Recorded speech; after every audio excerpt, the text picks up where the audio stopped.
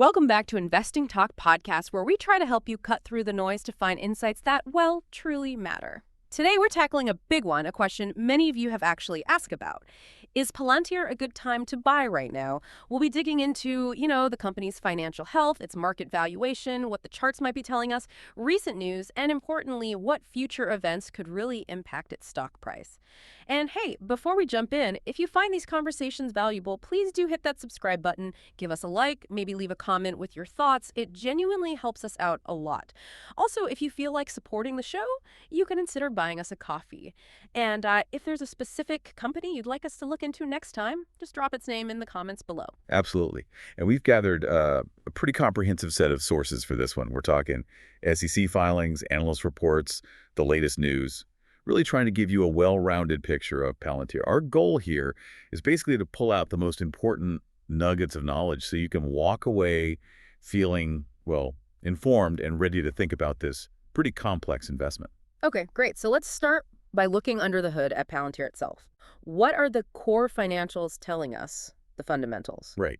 So when you look at the numbers, Palantir's financial health is actually quite robust. For the full year 2024, the revenue hit just under $2.2 billion.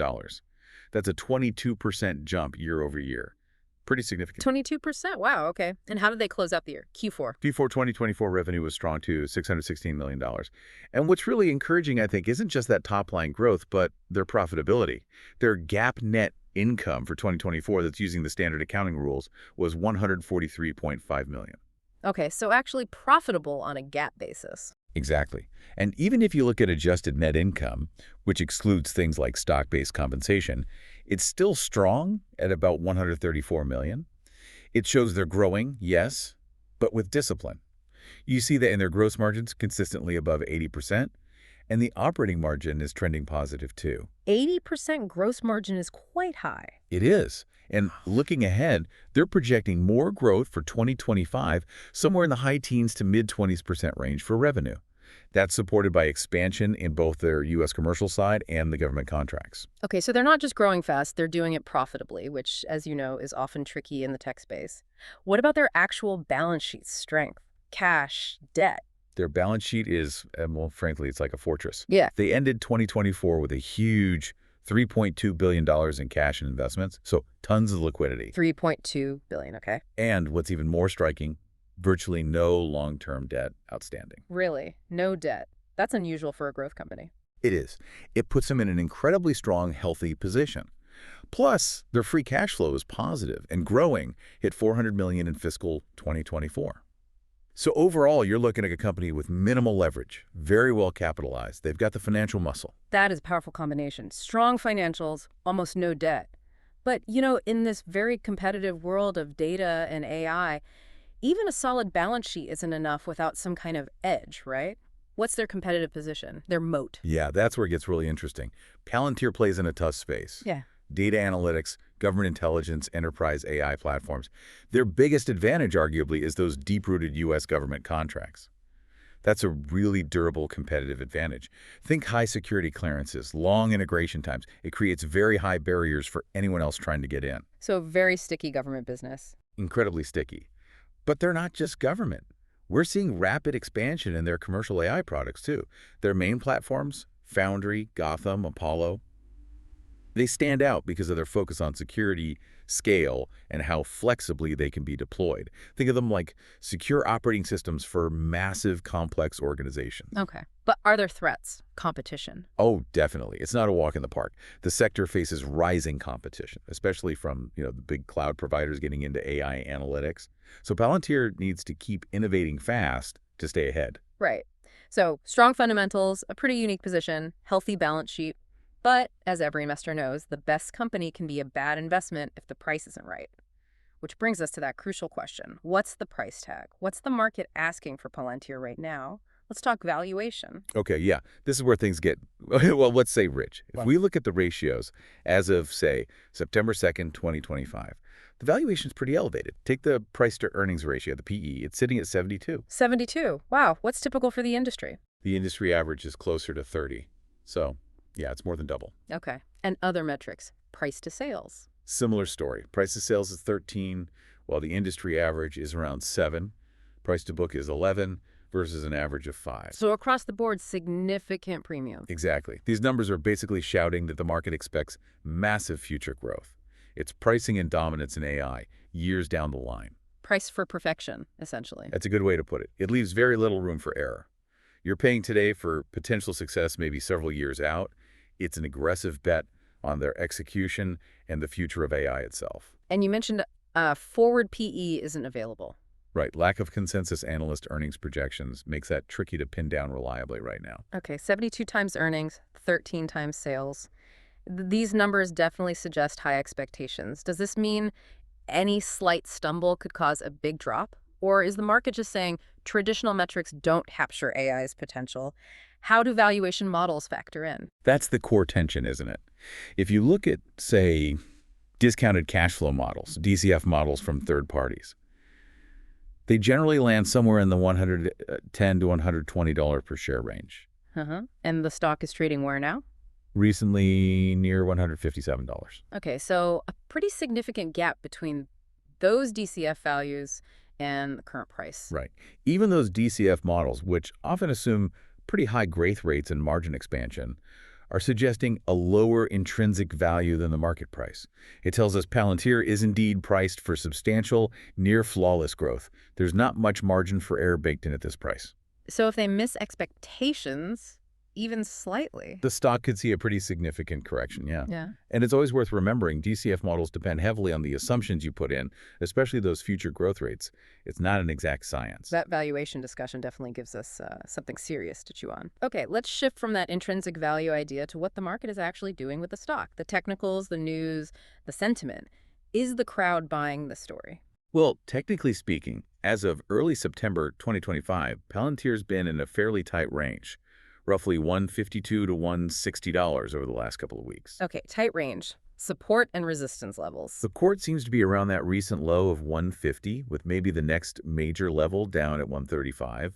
Resistance is up near that recent high of 160, and then you've got a psychological level around 170. And indicators, moving averages, RSI. The price is above both the 50-day and 200-day moving averages, which traders generally see as bullish, suggest positive momentum.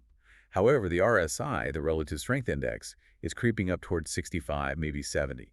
That often signals it's getting a bit overbought. Might be due for a pause or a pullback. Overbought territory. And the MEXCD indicator's histogram is positive, suggesting the uptrend could continue for now. Volatility seems moderate. So the chart looks generally positive, but maybe a little stretched, hinting at that overbought condition. What about news flow? Palantir always seems to generate headlines, especially with government deals. Oh, absolutely. The last few months have been pretty active on that front, big government wins. Back in July 2025, they confirmed a $150 million deal with the Department of Defense. Okay. June saw a $30 million contract with ICE, U.S. Immigration and Customs Enforcement, for a tracking system. And there were reports about these intensive AI platform boot camps for big companies like BP, Rio Tinto, Airbus, showing that commercial side is picking up speed too. Right, the commercial growth is key. And then the really big one, that landmark $10 billion software and data contract with the U.S. Army, also announced in July. That really cements their position. $10 billion with the Army, that's enormous. What does a deal like that signal, really, about defense tech, Palantir's role? Are they becoming indispensable, and how did the market react? It absolutely signals they're becoming deeply entrenched. A foundational layer for defense data and AI, not just a niche tool. And the market definitely noticed. Then in August, the Q2 results came in. Beat estimates. Revenue crossed $1 billion for the first time in a quarter. That's 48% year-over-year growth. EPS at 16 cents. Strong numbers. Yeah. Led to analyst upgrades, another share price surge. They also talked up their ESG commitments, added a record $2.27 billion in total contract value. But interestingly, despite all that good news, the stock then pulled back sharply, about 25% from its August highs. A 25% pullback after all that? Why? Seems like a mix of things. Some sector rotation out of AI names, maybe some profit-taking. Definitely broader AI market volatility played a role. And as you mentioned, insider selling. Right, let's touch on that in the analyst view. You said sentiment is mixed. Yeah, a bit. JP Morgan started coverage with an overweight, which is positive, but Morgan Stanley kept their equal weight. Even the bulls often mention that high valuation is a key risk factor. And the insider selling. You mentioned the CEO. Correct. We saw several executives filing SEC Form 4s for planned stock sales around May, June 2025. CEO Alexander Karp sold 50,000 shares in May. Overall, net insider activity is, let's say, mildly negative. It's not totally unusual for tech execs when the stock is near highs, could be portfolio management, diversification, but it's something investors watch. Definitely something to note, especially when you compare it to social media sentiment. Exactly. Social media remains very bullish, lots of excitement. Though, even there, you see retail traders voicing concerns about, you guessed it, the valuation. So it highlights that conflict. Strong story, but a high price. Okay, let's unpack this. We've covered where Palantir is now, the financials, the valuation debate, the market action. What's potentially coming down the pike? What could move the needle, good or bad? Right. Catalysts and risks. Let's start with potential positives, the catalysts.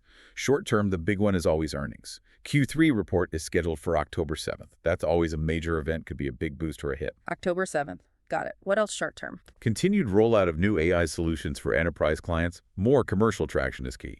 Also, keep an eye on September 19th for potential S&P 500 and ETF rebalancing news. That could drive passive buying, maybe some government contract news around October 21st. And then November 1st is when the big funds have to file their 13Fs, showing their holdings. That'll be interesting to see. Institutional buying. Yeah. Any others? Maybe even a Thanksgiving retail AI showcase in late November could highlight some new commercial uses. Okay, that's a busy few months potentially. What about longer-term drivers? Longer term, the big opportunities are probably expansion into international government contracts. Can they replicate their U.S. success abroad? Broader adoption of their Apollo platform for autonomous AI deployment. That's a big technical push. And interestingly, the global trend towards AI regulation, that could actually help Palantir. Their platforms are built with security and auditability in mind, which might become a requirement. That's a fascinating angle, regulation as a potential tailwind for them. Now, I've heard some whispers, some rumors. Any speculative catalysts worth mentioning? Yeah, there's always chatter. One persistent rumor is potential inclusion in new AI-focused ETFs, which would create automatic demand for the shares.